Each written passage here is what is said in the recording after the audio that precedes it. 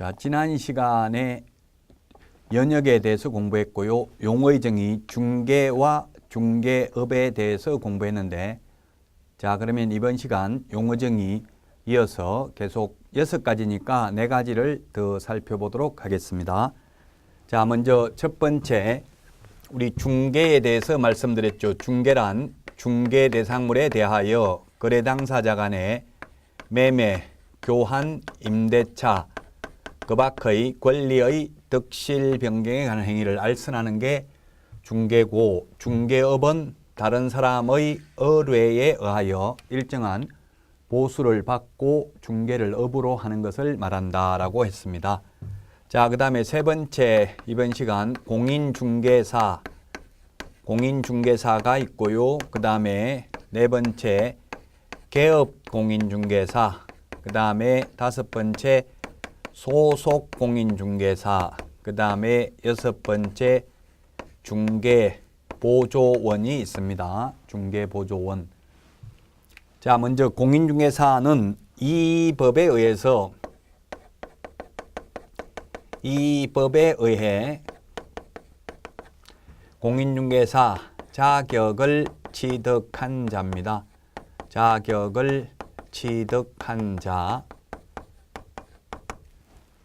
이 법에 의해서 자격을 취득해야 됩니다. 따라서 외국에서 공인중개사 자격을 취득해도 공인중개사가 아닙니다. 즉 미국 자격증을 취득해 오더라도 우리나라에서 개업할 수 없고, 개업하려면 우리나라 시도지사가 실시하는 시험에 합격을 하셔야 됩니다.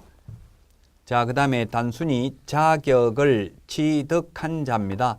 자격을 취득하여 중개업을 하는 사람 하면 X입니다. 자격을 취득한 자이지 자격을 취득하여 중개업을 영위하는 자, 이런 식으로 하면 X입니다.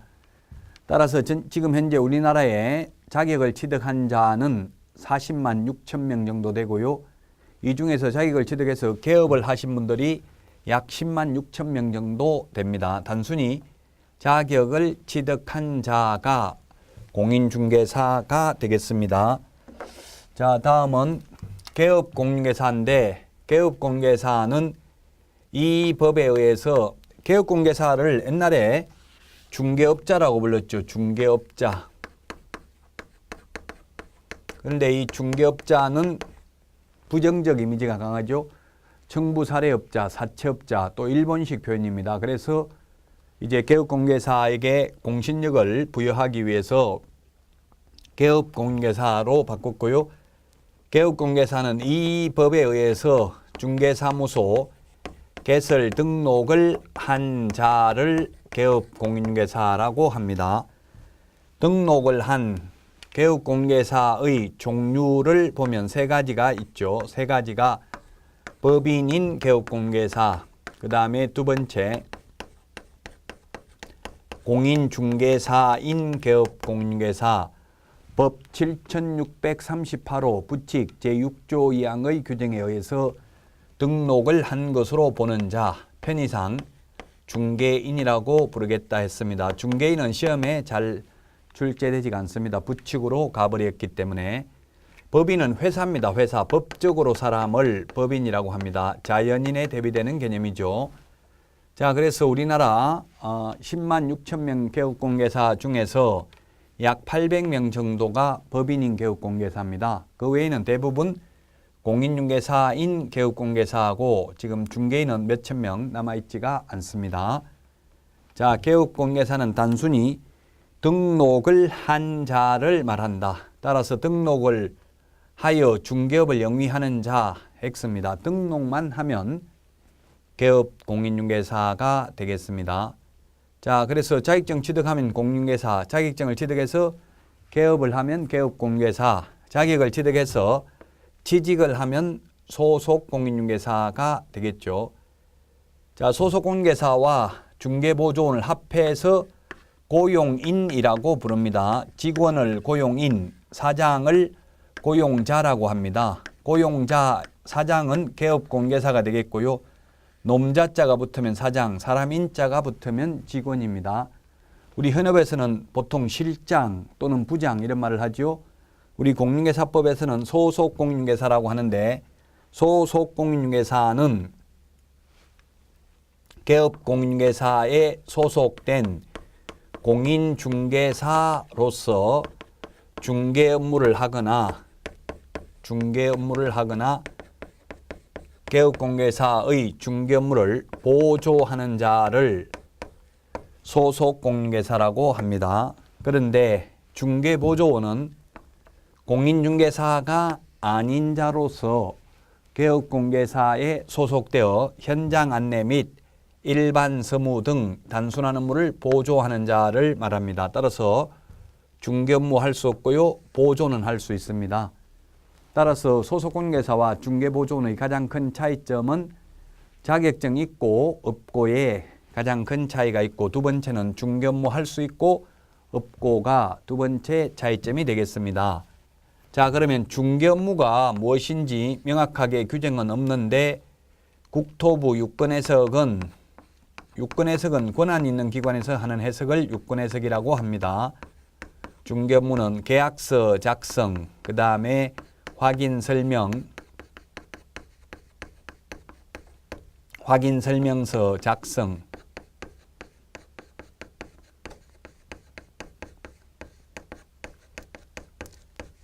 이런 것들을 중개 업무로 보고 있습니다. 따라서 중개보조원은 계약서 작성도 못하고 확인 설명도 못합니다. 그러나 소속공개사는 확인 설명도 할 수 있고 계약서 작성도 할 수 있습니다. 법인의 임원 또는 사원으로서 공인중개사인 자를 포함한다고 되어 있습니다. 따라서 시험에 법인의 모든 임원은 계약서 작성할 수 있다, 없다 이렇게 나오면 둘 다 X입니다. 자격증 있는 임원은 소속 공인중개사에 해당되므로 계약서 작성할 수 있고, 자격증 없는 임원은 중개보조원에 해당되므로 계약서 작성을 할 수 없습니다. 자, 여기까지 용어의 정의에 대해서 살펴봤는데 관련 문제, 우리 교과서에 있는 문제를 풀어보도록 하겠습니다. 교과서 27페이지에 있는 문제입니다.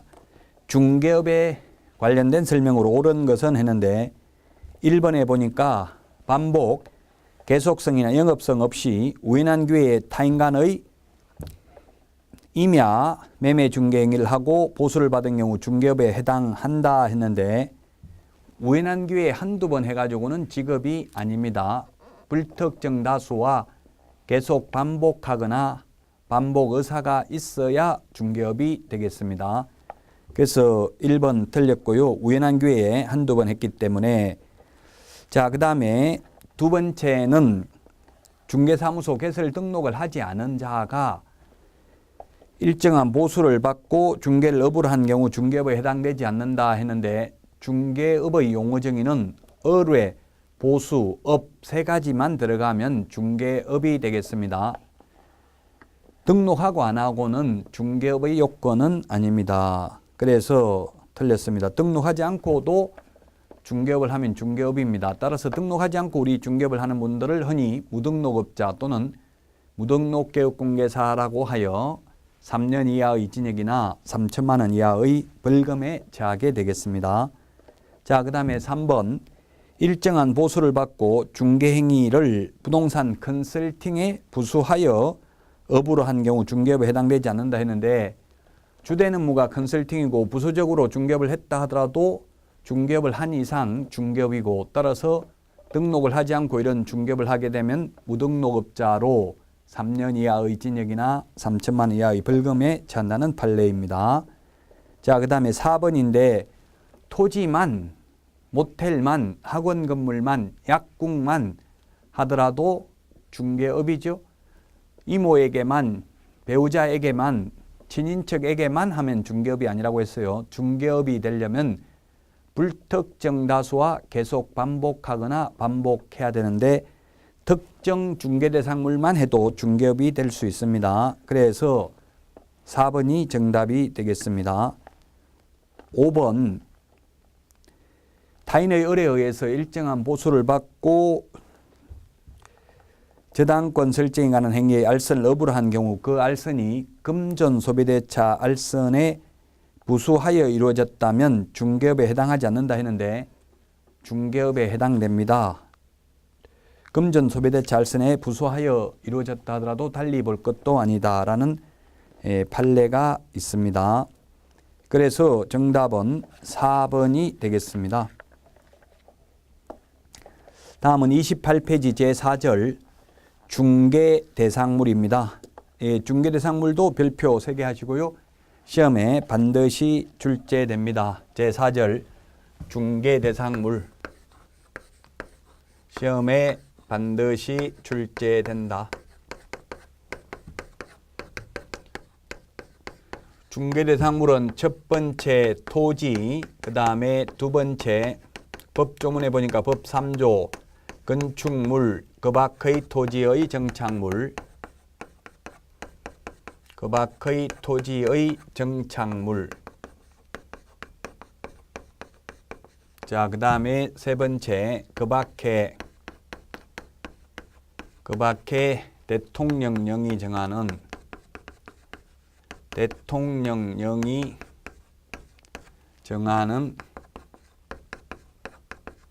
재산권 및 물건입니다. 재산권 및 물건. 대통령령이 정하는 재산권 및 물건에는 임목에 관한 법률에 의한 임목이 있고요. 그 다음에 공장 및 광업재단 저당법에 의한 공장재단 그리고 광업재단이 있습니다. 이게 중개대상물입니다. 그런데 시험에 중개대상물에 보기에 토지가 나온 적은 한 번도 없습니다. 그래서 이게 용어정의와 중개대상물이 가장 어렵고 논란의 대상이 됩니다. 이제 이 파트만 지나가면 논란의 대상이 되는 게 거의 없죠. 자, 먼저 토지입니다. 토지. 모든 토지가 다 중개대상물이 되는 것은 아니고 거래의 대상이 되어야 합니다. 따라서 국가 소유 부동산이나 지자체 소유 부동산은 중개대상물이 될 수 없습니다. 따라서 기출문제에 출제됐던 걸 보면 무주 부동산, 주인 없는 부동산은 토지라도 국가 소유이므로 중개대상물이 될 수 없다. 그 다음에 또 시험에 출제됐던 게 미채굴 광물. 광물채굴권은 광업법 제2조에 의하면 국가에 기속되어 있기 때문에 역시 중개대상물이 될 수 없다. 그 다음에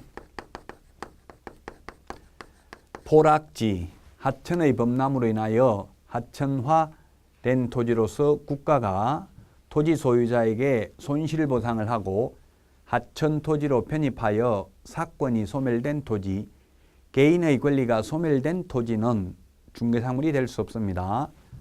이런 것들이 다 중개상물이 아니고요. 그 다음에 공유수면 이런 것들도 시험에 출제됐었습니다. 공유수면.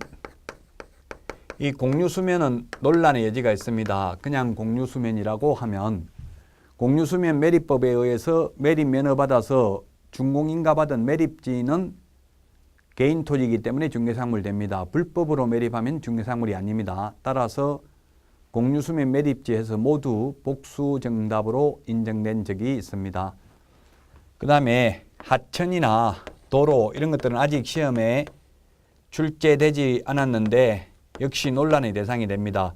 개인 하천, 개인 도로는 중개상물이 될 수 있고 지방자치단체 하천이나 국가하천, 국도, 지방도 이런 것들은 중개상물이 될 수 없을 겁니다. 그래서 하천이나 도로는 중개상물이 되는 것도 있고 되지 않는 것도 있습니다. 이걸 일일이 다 암기할 수는 없죠. 따라서 바다라든지 뭐 공도, 호수, 공원 이런 것들을 전부 다 중개상물이 될 수 없죠. 빈지 이런 것들은 중개상물이 될 수 없습니다. 개인이 사고 팔 수 있는 토지이면 중개상물이 되고 예를 들면 공법상 또는 사법상 행위 제한이 된다 하더라도 중개상물이 되죠.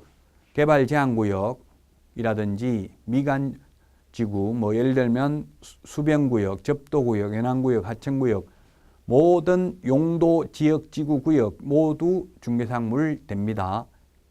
그 다음에 가압류, 가처분, 가등기 되어 있는 것, 전세권 설정 등기 되어 있는 토지도 역시 중개상물 됩니다. 사법상 또는 공법상 제한이 있어도 거래 자체가 불가능한 것은 아니기 때문에 중개상물 된다. 자, 그 다음에 또 건축물이 논란의 대상이 되는데, 왜냐하면 뭐 건축법에 의한 건축물인지 민법에 의한 건축물인지가 없기 때문에 논란의 대상이 된다. 여러분들이 법제처, 그 스마트폰 어플에 법제처 국가법령정보를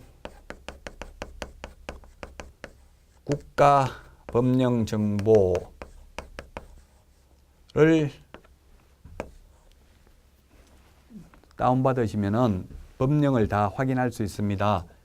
그래서 왼쪽 메뉴를 클릭하면 건축법에 건축물이 있고요. 그 다음에 키워드 검색도 가능한데 민법에 건축물이 있는데 건축법 제2조 2호에 건축물이라는 게 있고 민법 99조 1항에도 건축물이 있습니다. 자, 건축법상 건축물이란 건축법 제2조에 보면 뭐라고 되어 있느냐 하면 지붕과 벽 또는 기둥이 있는 것을 건축법상 건축물이라고 합니다. 따라서 벽이나 기둥은 둘 중에 하나만 있어도 되고요. 지붕이 반드시 있어야 되는 게 건축물입니다. 근데 민법에서는 민법 99조 1항에 보면 99조 1항에서는 토지 및 그 정착물을 부동산이라 한다. 2항 보면 부동산 이외의 물건을 동산이라 한다. 이렇게 규정하고 있는데요. 민법 판례에 의하면 이 세 개가 다 있어야 된다. 지붕뿐만 아니라 벽이나 기둥도 모두 다 있어야 된다. 자, 따라서 판례에 의하면 이동식 우리 주유소에 기름 넣어주면 뭐 5만 원 이상 넣으면 공짜로 세차 이런 것들 있죠. 세차장 구조물입니다. 판례에 의하면 콘크리트 집안 위에 볼트 조립 방식으로 기둥을 세우고 지붕을 덮은 다음 3면에 천막이나 유리를 설치한 소위 이동식 세차장 구조물이라 하더라도 이것은 지붕이 있고 기둥은 있지만 주벽이라고 할 만한 것도 없고 볼트 조립 방식으로 되어 있어 쉽게 분리 철거가 가능하므로 건축법상 건축물이지만 민법상 건축물로 보기는 어렵다. 따라서 중개대상물에 해당되지 않는다. 그러므로 이 이동식 세차장 구조물을 무자격자가 3건 중개하고 한 건당 500만 원씩 받아 먹었다 하더라도 공인중개사법 위반이 아니다. 왜?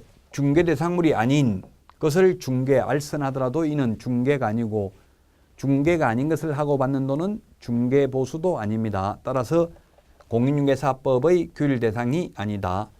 자, 결론은 이 건축물은 건축법상 건축물을 의미하는 것이 아니라 민법상 건축물을 의미한다. 자, 그 다음에는 또 현존하는 건축물뿐만 아니라 장래에 건축될 예정인 동호수가 특정된 미래의 건축물도 중개대상물에 해당된다는 게 판례입니다. 따라서 장래의 건축물 중에는 동호수가 특정된 아파트 분양권은 미래의 건축물입니다. 자, 그런데 입주권이 논란의 대상이 됩니다. 입주권은 중개상물이 되는 것도 있고 중개상물이 되지 않는 것도 있습니다. 추첨기일 날 추첨을 하여 당첨되면 입주할 수 있는 권리에 불과한 입주권은 중개상물이 아닙니다. 일종의 청약통장이죠. 자, 그러나 도시 및 주거환경정비법 제48조에 의해서 관리처분 인가받은 입주권은 관리처분 인가라고 하면 동호수가 특정되는 겁니다. 따라서 미래의 건축물로 중개상물입니다. 관리처분 인가받은 입주권은. 따라서 아무 말 없이 단순히 입주권이라고 나와가지고 시험에 복수정답으로 인정됐습니다. 추첨기일 날 추첨을 하여 당첨되면 입주할 수 있는 권리에 불과한 입주권은 중개상물이 아니고 도시 및 주거환경정비법상 관리처분 인가받은 입주권은 중개상물에 해당된다. 자, 그 다음에 또 논란의 대상이 되는 게 이 그 밖의 토지의 정착물 여기까지 논란의 대상이 됩니다. 결론은 그 밖의 토지의 정착물에 해당되는 중개사물이 되는 것은 뭐가 있습니까? 이렇게 국토부에 문의를 하니까 결론은 명인망법을 갖춘 수목의 집단 하나밖에 없다.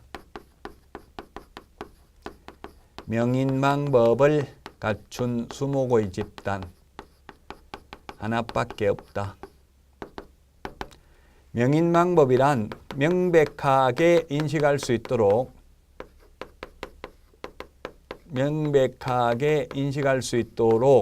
관습법상 공시방법을 갖춘 것을 명인방법이라고 합니다. 나무 껍질을 벗기고 묵서, 붓으로 이름을 적는다든지 또는 담장을 쌓아둔다든지 이렇게 하면 토지와 분리하여 소유권의 객체가 되며 또한 중개 대상물에 해당이 된다. 그러나 농작물이라든지 명인망법을 갖췄다 하더라도 농작물, 중개상물이 아니고요. 그 다음에 교량이라든지 담장, 축대, 토사, 암석 이런 것들 중개상물이 아닙니다. 그 다음에 가식의 수목 역시 중개상물 아니죠. 가짜로 심어놓은 수목은 동산입니다. 이런 것들 다 중개상물이 아니다. 결론은 그 밖의 토지의 정착물 중에서 중개대상물에 해당되는 것은 명인망법을 갖춘 수목의 집단 이거 하나밖에 없습니다. 자, 이 세 가지 토지, 건축물, 그 밖의 토지의 정착물은 논란의 대상이 되었는데 이제 이 그 밖에는 논란의 대상이 되지 않습니다. 왜냐하면 그 밖에는 이 대통령령이 정하고 있는 재산권 및 물건만 중개상물이기 때문에 그렇습니다. 이 재산권 및 물건이라 하면 어제부동산입니다. 그래서 시험에 모든 어제부동산은 중개대상물이다, 아니다 이렇게 하면 모두 다 X입니다. 즉 대통령령으로 정하고 있는 임목, 공장재단, 광업재단 이 세 개만 중개상물이고 그 외에 모든 어제부동산은 중개상물이 아니다. 가령 이를테면 선박, 항공기, 건설기계, 그 다음에 어업권, 항만운송사업재단 이런 것들도 어제부동산이지만 대통령령에 규정이 없으므로 중개대상물이 아니다. 그래서 대통령령에 규정이 있는 이 세 가지만 중개대상물이다. 임목이라는 것은 임목에 관한 법률에 의해서 등기된 나무를 임목이라고 하는데 임목이나 명인망법을 갖춘 수목의 집단이나 둘 다 소유권의 객체가 되며 또한 둘 다 중개대상물에 해당된다는 점에 있어서는 똑같습니다. 다만 차이점은 임목은 저당권의 객체가 될 수 있는데 명인망법을 갖춘 수목의 집단은 저당권의 객체가 될 수 없는 점에서 차이가 있습니다. 그리고 이 임목, 공장재단, 광업재단 이 세 개는 소유권과 저당권의 객체가 됩니다. 소유권과 저당권의 객체가 된다. 따라서 임목은 저당권의 객체가 되는데 명인망법을 갖춘 수목의 집단은 저당권의 객체가 될 수 없습니다. 저당권은 등기를 요소로 하기 때문에 그렇죠. 자, 그 다음에 공장재단, 광업재단 요것은 임목 세 개 다 일물 일권주의 예외입니다. 일물, 하나의 물건에는 하나의 소유권이 있는데 이 세 개는 예외다, 예외. 물건은 여러 개인데 소유권은 하나밖에 없다는 이야기입니다. 예를 들면 임목, 나무가 여러 개가 있는데 이것을 임목으로 등기하게 되면 이 전체가 하나의 물건으로 취급을 받고요. 그 다음에 공장재단, 광업재단도 마찬가지입니다. 예를 들면 공장 부지만 저당권을 설정하면 담보가치가 높지 않기 때문에 융자가 많이 안 나오니까 담보가치를 높이기 위해서 그 공장 부지뿐만 아니라 건물, 그 다음에 생산설비, 공업소유권 등등 이런 것들을 묶어서 재단 목록을 작성하고 재단 목록에 넣고 안 넣고는 자유죠. 이 재단 목록을 작성해서 이 재단 목록 안에 있는 것을 공장재단 또는 광업재단으로 등기를 하게 되면 이 재단 전체가 하나로서 중개대상물이 되며 재단에서 분리된 토지만, 건물만, 생산설비만 따로 떼어내서 중개대상물이 될 수도 없으며 또한 소유권의 객체가 될 수도 없다. 재단 전체가 하나로서 중개대상물이 된다는 점을 유의하셔야 되겠습니다. 자, 그래서 중개대상물의 개략적 내용은 모두 다 정리를 했습니다. 자, 그러면 이제 한번 문제를 풀어볼까요? 우리 교재 35페이지에 있는 문제를 풀어보도록 하겠습니다. 기출문제가 중요하죠.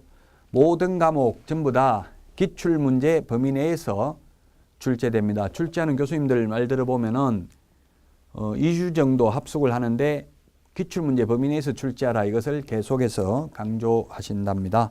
그래서 기출문제를 응용할 능력이 있으면 실제도 고득점이 가능하다는 이야기입니다. 자, 35페이지 문제 옳은 것인데 1번 아파트 분양 예정자로 선정될 수 있는 지위를 가리키는 입주권은 중개대상물에 해당되는 것으로 보기 어렵다. 예, 추첨기일 날 추첨하여 당첨되면 입주할 수 있는 권리에 불과한 입주권은 중개상물이 아니고 도시 및 주거환경정비법에 의해서 관리처분 인가받은 입주권은 중개상물이라고 했습니다. 그래서 1번이 맞습니다. 2번 동호수를 특정하여 분양계획이 체결된 미완성의 아파트에 대한 거래의 중개는 건물의 중개에 해당하지 않는다라고 했는데 동호수가 특정된 아파트 분양권은 미래의 건축물로서 중개상물 된다라고 했죠. 그래서 틀렸고 3번 공장재단을 구성하는 공업소유권 및 시설 등은 각각 분리하여 중개상물이 된다 했는데 분리해서 안 되고요. 재단 전체가 일물 일권주의 예외로서 하나로서 중개상물이 되는 거지 공업소유권만 설비만 건물만 따로 떼어내서 중개상물이 되지 않는다라고 했습니다. 자, 그 다음에 5번 가식의 수목 가짜로 심어놓은 나무 이거는 동산이기 때문에 중개상물이 아니고요. 암석, 빠이암자, 돌석자, 토사, 흑토자, 모래사자 이런 것들도 토지의 일부분이지 토지와 분리하여 중개대상물에 해당되지는 않습니다. 따라서 정답은 1번이 되겠습니다. 자, 다음은 그러면 36페이지 공인중개사 제도에 대해서 보도록 하겠습니다. 공인중개사 제도는 내용이 방대한데 한 문제가 출제되고 이제 지금부터는 논란의 여지는 없습니다. 가장 어려운 부분이 바로 용어의 정의와 중개대상물 해석상 문제가 되는 부분이 있었는데 지금은 이제 내용은 많지만 논란의 여지는 전혀 없다. 자, 그래서 37페이지 2번에 공인중개사 시험이 되겠는데 양가로 1번 시험 시행기관입니다. 시험을 누가 시행하느냐 하면은 동그라미 1번에 보면 시도지사가 시행합니다. 시도지사. 그래서 특별시장, 광역시장, 도지사, 특별자치도지사 명의로 자격증이 교부됩니다. 참고로 세종자치시의 경우에는 충청남도 도지사 명의로 자격증이 교부됩니다. 따라서 동그라미 1번 원칙적인 시험 시행기관은 시도지사이다. 동그라미 2번 예외적으로 국토교통부 장관은 자격시험 수준의 균형 유지 등을 위하여 필요하다고 인정하는 때에는 심의위원회의 의결을 거쳐서 직접 시험 문제를 출제하거나 시험을 시행할 수 있습니다. 즉 원칙 시도지사인데 예외 국토교통부 장관이 정책심의위원회 의결을 거쳐서 미리 거쳐서 직접 시험을 시행할 수도 있는데 지금까지 한 번도 국토교통부 장관이 시험을 시행한 적은 없습니다. 현재까지 전부 시도지사 명의로만 자격증이 교부되었다. 동그라미 3번 따라서 시험에 불합격한 자가 소송을 하려면 시도지사를 대상으로 해야 된다. 산업인력공단 이사장이나 국토교통부 장관을 상대로 소송하면 피고 적격이 없다 해서 각하됐습니다. 시도지사를 대상으로 해야 된다. 시험 시행기관이 시도지사이기 때문에. 그 다음에 37페이지 양가로 2번 응시자격입니다. 응시자격은 외국인이든 미성년자든 교도소 복역 중인 자든 파산 선고받았든 신용불량자든 모두 시험 응시할 수 있습니다. 시험 못 보는 경우는 딱 두 가지입니다. 응시 자격이 제한되는 것은 딱 두 가지밖에 없다. 부지행위 하면은 무효 처분을 하고 그 무효 처분이 있은 날로부터 5년간 시험 볼 수 없고, 그 다음에 공인중개사 자격이 취소되면 자격 취소된 날로부터 3년간 시험 볼 수 없고요. 이 두 개 빼고는 모두 시험은 볼 수 있습니다. 자, 시험 못 보는 건 오직 두 가지밖에 없습니다. 자격 취소 3년, 부정행위 하면 무효 처분이 있은 날부터 5년간 시험 볼 수 없다. 따라서 이 3년, 5년 꼭 체크해 두시고요. 숫자 기본적으로 암기를 하셔야만 되겠습니다. 자, 그 다음에 38페이지 시험 방법입니다. 양가로 3번. 시험 방법인데 1번에 동그라미 1번에 보면 시험은 1차 시험과 2차 시험으로 구분해서 시행을 한다. 자, 다만 동그라미 2번에 보면 1, 2차를 구분은 하되 같은 날 동시에 시행할 수 있고, 같은 날 동시에 시행할 경우 2차 시험은 1차 시험 방법에 의한다. 즉 같은 날 동시에 시행하는 경우에만 2차 시험도 객관식으로 시행할 수 있다는 이야기입니다. 자, 그 다음에 동그라미 3번에 보면 1차 시험은 객관식입니다. 원칙이 선택형을 원칙으로 하되 기입형을 가미할 수 있고, 2차 시험은 논문형을 원칙으로 하되 기입형을 가미할 수 있습니다. 그런데 1, 2차 같은 날 동시에 볼 때만 2차 시험도 1차 시험 방법에 의한다. 즉 객관식으로 볼 수 있는 겁니다. 그래서 여러분들이 힘들다고 1, 2차를 분리하자고 하면 2차는 주관식으로 봐야 됩니다. 자, 동그라미 4번 2차 시험은 1차 시험에 합격한 자에 대해서만 시행합니다. 다만 1차 시험과 2차 시험을 동시에 시행하는 경우에 1차 시험에 불합격한 자의 2차 시험에 대해서는 이를 무효로 한다. 그래서 2차는 합격하고 1차 불합격하면 2차는 채점해야 하네요. 예, 채점은 하죠. 채점은 하지만 효력이 없기 때문에 소용없습니다. 그래서 만약 1, 2차를 같이 공부하신다면 일단은 1차 위주로 열심히 더 공부를 하는 게 바람직하겠죠. 왜냐하면 동그라미 5번에 보니까 1차 시험에 합격한 자에 대해서는 다음 해 X, 다음 해가 아니라 다음 회의 시험에 한하여 1차 시험을 면제하기 때문에 그렇습니다. 28회 1차 시험에 합격했다면 29회만 면제됩니다. 다음 회의 시험에. 왜냐하면 시험을 양가로 4번에 보면 38페이지 시험 시기는 매년 1회 이상입니다. 부득이한 사유가 있으면 당해년도 시험을 시행하지 아니할 수 있습니다. 공인중개사 정책심의위원회 의결을 거쳐서. 그렇다면 시험을 1년에 10번 볼 수도 있고 10년 동안 한 번도 안 볼 수도 있습니다. 따라서 다음 해가 아니라 다음 회의 시험에 한하여 1차 시험을 면제합니다. 1차만 합격하고 2차 불합격하면. 근데 반대로 1차는 불합격하고 2차 합격해봐야 소용없다고요. 그래서 처음 공부하시는 분은 오히려 1차를 더 예습 복습은 열심히 하셔야 될 겁니다. 38페이지 양가로 5번에 시험 내용은 시험 과목은 시험에 출제되지 않을 것입니다. 자, 다음은 39페이지 공인중개사 정책심의위원회입니다. 동그라미 1번 정책심의위원회는 국토교통부에 둘 수 있습니다. 두어야 한다가 아니라 둘 수 있다는 것 주의하셔야 되겠습니다. 옛날 노무현 정부 때 둔다라고 돼 있던 것이 이명박 정부 때 둘 수 있다로 바뀌었는데요. 예산 절감을 위해서 둘 수 있다라고 하면 평소 때는 두지 않다가 1년에 한 번 회의할까 말까 하거든요. 나무사무소 사용하면 되겠죠. 예산 절감을 위해서 둘 수 있다로 바뀌었다. 둔다가 아니고요. 자, 그 다음에 심의 의결 사항은 기억부터 리얼이 있는데 기억, 공인중개사의 시험 등 자격 취득에 관한 사항 밑줄 치시고요. 그 다음에 리언, 부동산 중개업의 육성에 관한 사항, 디귿, 중개보수 변경에 관한 사항, 리얼, 손해배상 책임의 보장 등에 관한 사항을 심의 의결할 수 있는데 특히 이 기억, 자 동그라미 3번에 보면은 정책심의위원회에서 의결한 사항 중에서 기억, 즉 공인중개사 자격 취득에 관한 사항을 심의 의결한 경우에는 시도지사는 이에 따라야 됩니다. 쉽게 말하면 시험 문제는 시도별로 난이도가 다르면 안 되죠.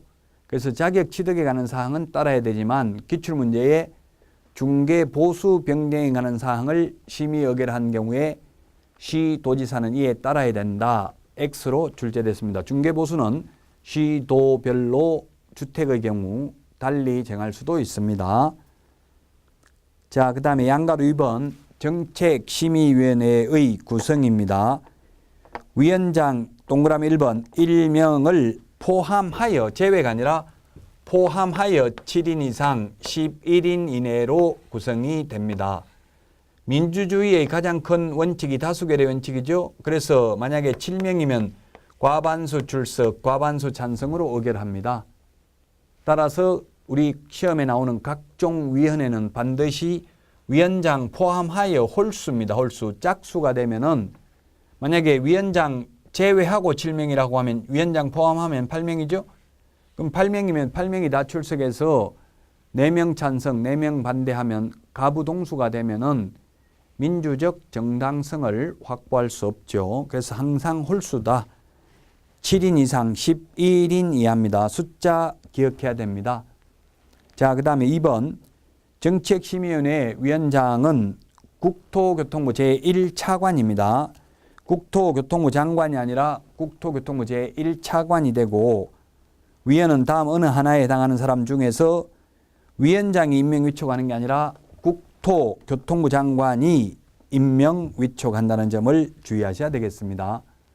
자, 그 다음에 위원을 보니까 기억에 국토교통부 4급 이상 또는 이에 상당하는 공무원이나 고위공무원단에 속하는 일반직 공무원, 고위공무원단은 1급부터 3급까지를 말하죠. 이런 분들이 위원이 될 수 있는데 위원은 위원장이 임명 위촉하는 게 아니라 국토교통부 장관이 임명 위촉한다는 점을 주의하시고 위원장은 국토교통부 제1차관이 되겠습니다. 자, 그 다음에 40페이지에 보면은 메뉴의 동그라미 3번 위 2번의 니은부터 2년까지 규정에 따른 위원의 임기는 2년으로 하되 위원의 사임 등으로 새로 위촉된 위원의 임기는 전임 위원 임기의 남은 기간으로 한다. 예, 시험에 모든 위원의 임기는 2년이라고 하면 X입니다. 즉 공무원은 제외합니다. 아까 4급 이상 공무원이 위원이 될 수 있다고 했죠. 예, 이런 공무원의 임기는 제한이 없습니다. 다른 곳으로 인사발령이 날 수도 있기 때문에 따라서 모든 위원의 임기 5년이다. 이렇게 하면 X가 되겠습니다. 공무원을 제외한 위원의 임기는 2년이다. 자, 그 다음에 양가로 3번 제척, 기피, 회피 등이 있습니다. 정책심의위원회 위원이 다음 어느 하나에 해당하는 경우 심의위원회 심의 의결에서 제척된다. 제척된다는 말은 배제된다, 빠져야 된다라는 이야기입니다.